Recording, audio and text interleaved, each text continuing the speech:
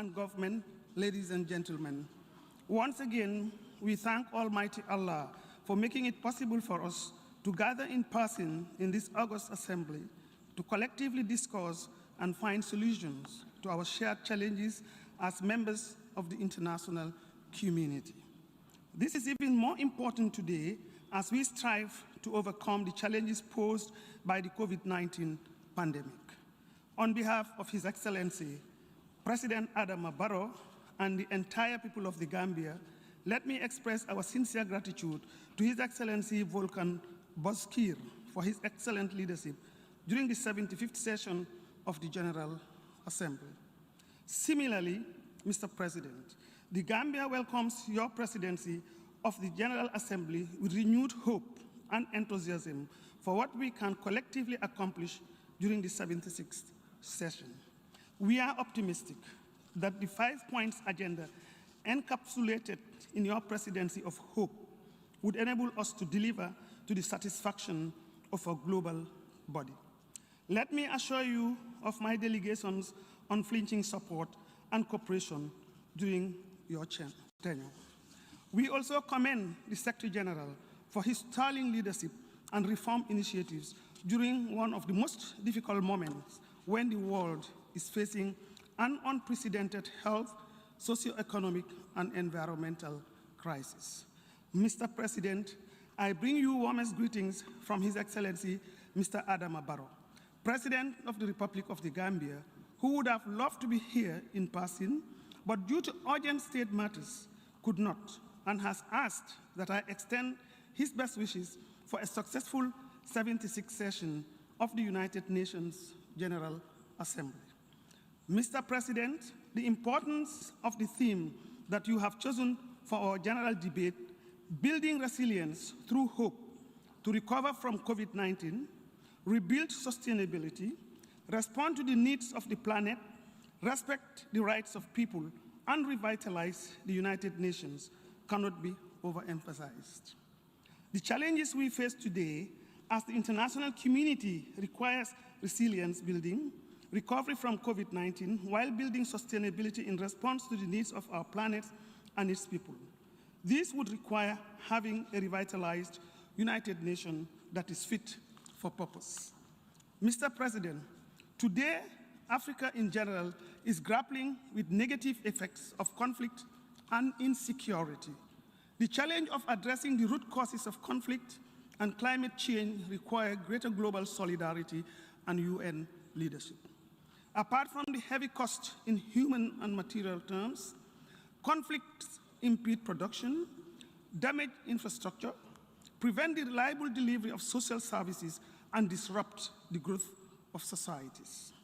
Due to conflict in the continent, poverty continues to be perpetuated with a negative impact on our collective strive for sustainable peace and security.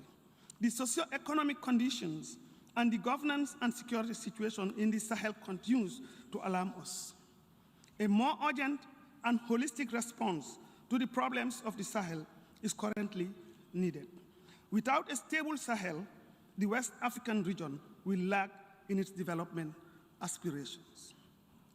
In Africa today, there is undisputed recognition of strong interlinkages between peace and development, with studies confirming that armed conflicts remain a major obstacle to development in the continent.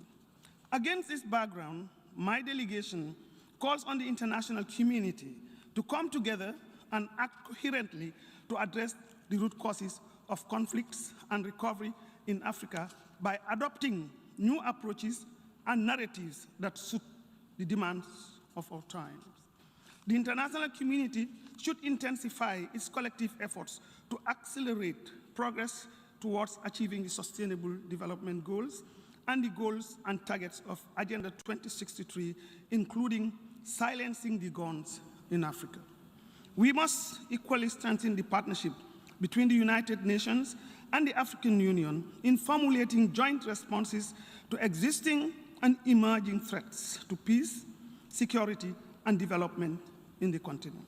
We call on the United Nations and the rest of the international community to help in building resilience and sustainability in Africa by promoting global engagement and actions around issues of health, education, COVID-19 recovery, vaccine accessibility, democracy, social protection, human capital development, with a view to consolidating regional integration. We must continue to accelerate structural transformation while promoting industrialization in the continent. Furthermore, our partners should adopt a conflict-sensitive lens to development programming in Africa, including approaches that would prioritize prevention, stabilization, transformation, and sustainability to help African countries in their post-pandemic recovery and long-term development.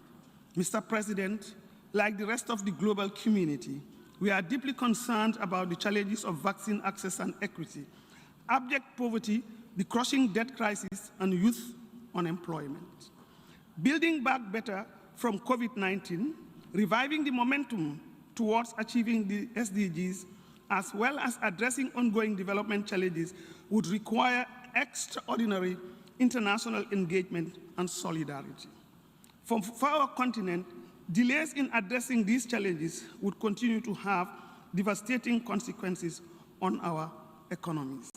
We are calling for a new strategic orientation and partnership that would accelerate recovery from the pandemic.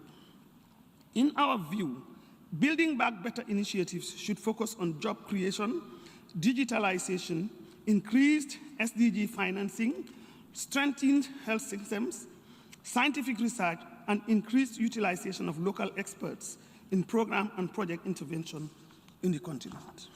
Global recovery will only be achieved when vaccine equity, availability, and accessibility are adequately addressed in all countries, big or small, developed or developing. Mr. President, as we continue to count on the UN development system for a renewed development partnership in this decade of action to help us address our development challenges, we call on partners to increase their funding without heavy earmarking. The UN agencies and other development partners need funding, flexibility, and predictability to deliver programs that support building prosperous and structurally transformed economies that leave no one behind, especially the LDCs and the middle-income countries. Mr. President, while the COVID-19 pandemic has undoubtedly exacerbated human suffering in all spheres, it has also challenged us to mobilize all efforts and resources to address the eradication of poverty and inequalities through collective action and a renewed momentum towards achieving the United Nations Sustainable Development Goals. Mr. President, the pandemic has exposed existing fragilities and vulnerabilities and disrupted economic activities and employment, causing a sharp reduction in revenues and ability to achieve the SDGs, given the fall in growth of Africa's gross domestic product on an estimated minus 3.4% in 2020. At the national level, the government of the Gambia recently completed the midterm review of the National Development Plan 2018 to 2021 to take stock of the successes and gaps that exist.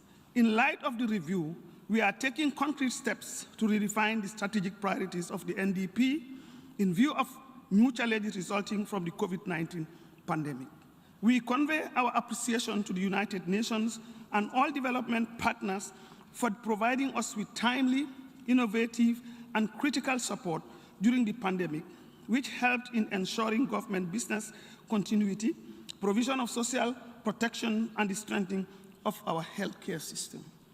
Mr. President, the COVID-19 pandemic continues to have significant socioeconomic impact on the LDCs, which must be reversed through new and innovative programs, policies, and financing to help them recover and build back better inclusively.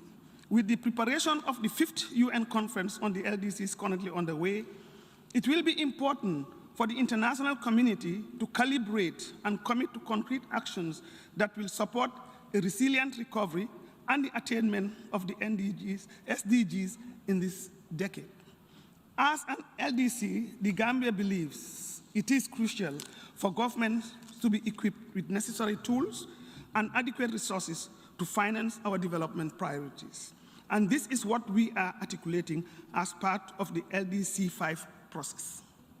Mr. President, as the state of our collective security continues to be tested by unprecedented threats and challenges, so has the call to action become more urgent for the international community to support the efforts of the UN Security Council in the maintenance of international peace and security. In this regard, United Nations peacekeeping operations has proven to be the organization's strongest instrument and most impactful tool in assisting countries' transition from conflict to peace. UN peacekeeping deserves our renewed support and participation. The government of the Gambia has consistently demonstrated its commitment to UN peacekeeping through its contribution to troops and police to various missions, with an ever-improving level of performance, discipline, and commitment. We continue to enhance our participation by deploying more women peacekeepers, better training in areas requiring critical skill sets, and forging partnerships with stakeholders to expand our participation in more peacekeeping missions. Mr. President, once again, with the support of all our friends, the Gambia continues to progress on a positive and upward trajectory. The government's policies and approach continues to be guided by our awareness of the difficult history that we traveled as a country to usher in democracy.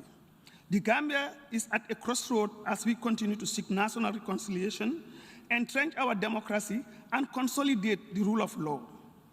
We are on the verge of organizing presidential elections in December 2021 and legislative elections in 2022. No effort will be spared by the government in ensuring that these elections are held under free and fair conditions as we march towards the next phase of a political transition. We are going into these elections with the knowledge that our journey towards reform and transformation is in the area of good governance, transitional justice, or the civil service and security sector is an ongoing one. Our gratitude goes to our partners who continue to accompany us in our sustaining peace and peace-building efforts. Mr. President, developments within the international community continue to be a matter of concern to my delegation.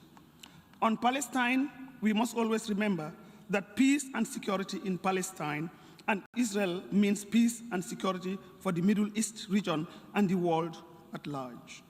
It is therefore imperative for the international community to encourage genuine dialogue with a view to ending the deadlock. We must intensify efforts to bring both sides of the conflict to the negotiating table. Use of force and violence will only add to the suffering of the people living in the area. We continue to be deeply traumatized by the negative consequences of this conflict and cannot continue to ignore the humanitarian catastrophe that goes with it. Mr. President, it is our strong view that peaceful coexistence is the only viable way forward.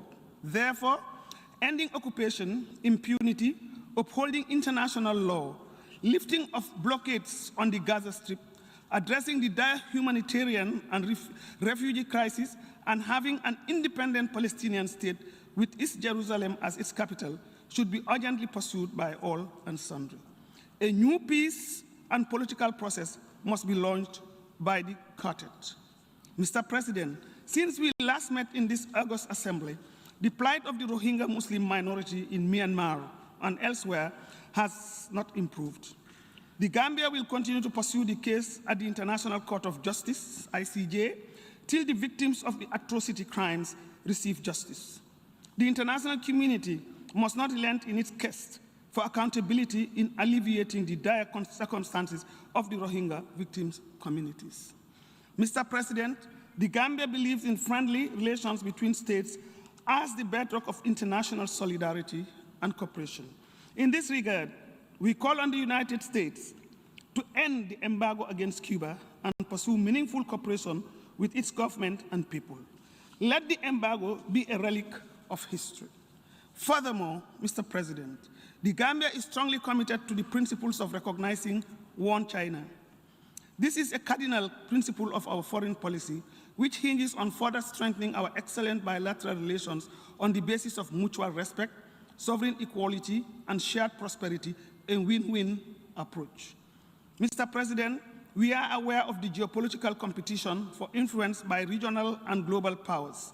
But as small states members of the United Nations, we are more interested in seeing you cooperating more in fighting poverty, climate change, conflicts, and global insecurity.